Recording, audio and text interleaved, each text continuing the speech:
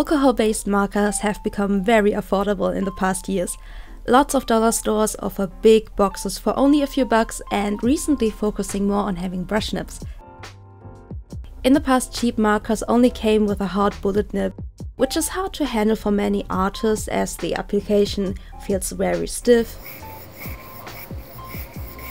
and doesn't help creating a very smooth blending between the different shades or smoothing out edges and so on. For the longest time, there was not a wide range of low-budget markers that offered brush nibs, so many artists had to stick with the more expensive brands. But now, having affordable alcohol-based markers on a rise, will they be able to replace the bigger brands? Or is the quality as low as their price? Hi, my name is Rambutan, and if you're new here, hi and welcome. Cheers! And if you're not, hi, how are you, friends? For today's video, I recently bought very cheap markers from Woolworth. Each package was around €1.50, and unfortunately I only had the choice between orange and yellow and orange and yellow. So today I'm going to try them out with these 3 colors. See it as a 3 marker challenge. And before you ask, no, this video is not sponsored by anyone. I bought this at my own choice as I'm always curious about the quality of those very cheap markers. And to be honest, I'm the perfect target as I'm always falling a victim for cheap art supplies. But it would be great to be sponsored someday. So, however, I often saw these markers at Woolworth, but I never bought them until one day I saw that they have a brush nib. There are also sets with hard bullet nibs, and these markers are black and the ones with the brush nib are white, like these. Like with most of those cheap markers, they have a very strong smell. So if you tend to get a headache very fast, take multiple breaks while using them or just open the window. First thing I noticed right before using them, these markers really tend to attract hair and dust like a magnet. So please excuse if it looks some sort of nasty for you, seeing some hair sticking here and there on them. I have cats. The hair is just everywhere, even in my lashes. Yeah, the pain.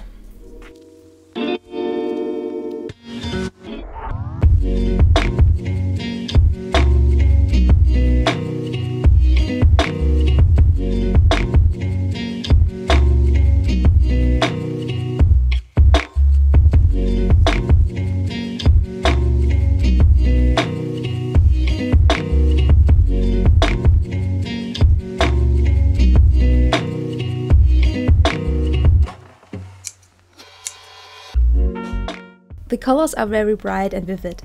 The application feels not that much different from the usual markers I'm using at first, but it doesn't took that long until I noticed the big difference in the quality. First of all, it was not possible to create delicate lines or even playing with the thickness while using them, creating like dynamic lines. I did a little comparison between these markers and the brush nib from Copic. And I know it's a little unfair comparison considering the price, but I want to show you what I mean when I say it's not possible to vary in the dynamic. So I hope you get what I wanted to say in this way.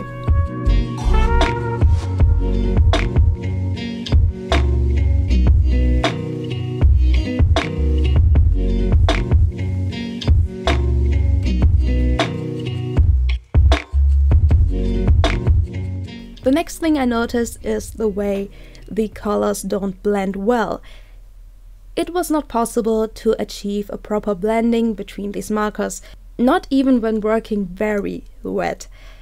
So blending with juicy, wet colors, it either erases the previous added color, or better said, it eats into the previously added color. It makes a cool effect on the edges, but it's not what you want to achieve when blending different colors. So you can't create any gradation or something like this.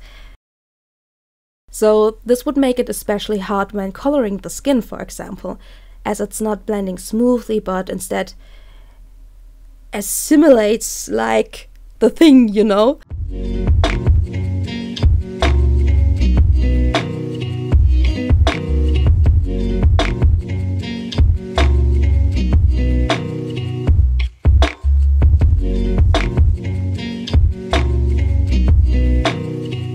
I gave my best to achieve some sort of blending, but it was barely possible, and I really didn't enjoy it that much.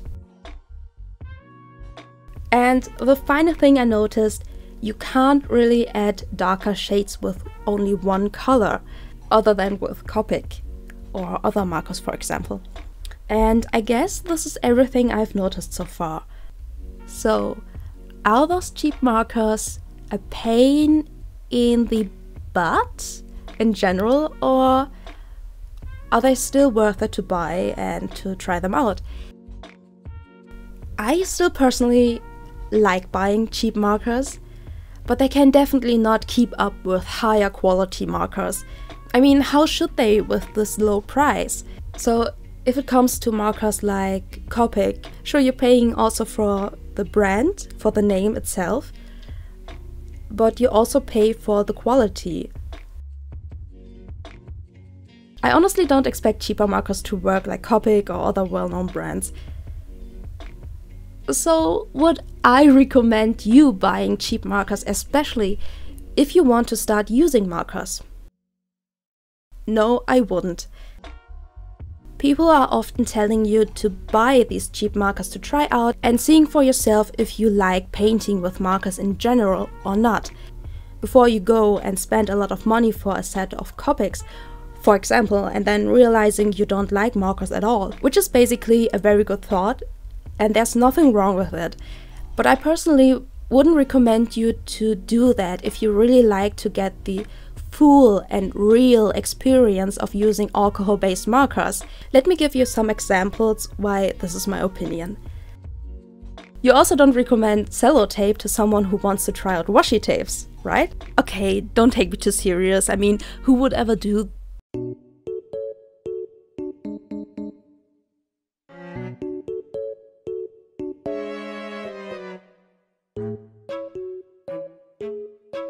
What kind of shit is that? Okay, never mind. But seriously, remember those watercolor sets from your childhood, which also sometimes cost more than they should just because it's from a brand and still got the worst quality? Those really cheap children watercolor sets that everybody gets from their parents when entering the first class of elementary school, because, let's be honest, parents often have no idea what they are buying. Imagine you want to try out using watercolors and somebody tells you, hey, use this cheap set if you're not sure if you like watercolors or not. And your whole picture is just filled with chalky paint. I mean, see the similarities in paint and paint? Yes, it's a real pain. I'm kidding, it's just pain. If you want to try out a wine for your first romantic date, you also don't grab the cheapest wine for less than 99 cents. Yeah, maybe if you're broke, but you don't expect having the greatest experience. And the same goes for art supplies. It can have a huge impact on your first impression. It can ruin your expectations, not wanting to use anything similar ever again. But it can also make you more curious on trying out other brands. It really depends. The experience is completely different, and so is the quality. So this is just my opinion on this topic. So I personally wouldn't recommend those dollar store markers for your first markers to use. I would rather recommend to buy single, higher quality markers, not a whole set, just maybe 3 markers maximum to try out blending and shading. Quality has its price, and it's true. And just getting 3 markers, it doesn't kill anyone. Before you now head right to the comment section and letting me know that I'm the cheap marker queen who collects them like I'm totally crazy, and showing you every time I'm using them that it's possible to make good art with them, let me tell you for what I definitely would recommend those cheap markers for. Number 1. sketchbooks. We know Copics are expensive, it sometimes even hurts if I'm using them for my sketchbook. And I'm being totally honest with you. Especially when the sketchbook has a paper that loves to suck in all the ink. So for my sketchbook, I mainly use dollar store markers, and for this, they are perfect for me. Number 2. Backgrounds. Imagine losing all the Copic ink for filling the background in your art.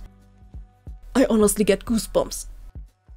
But with cheap markers, you can fill larger backgrounds and even achieve the same blurry effects like I'm often showing with various ink and nail polish remover. And honestly, for the background, I would say you won't see the difference.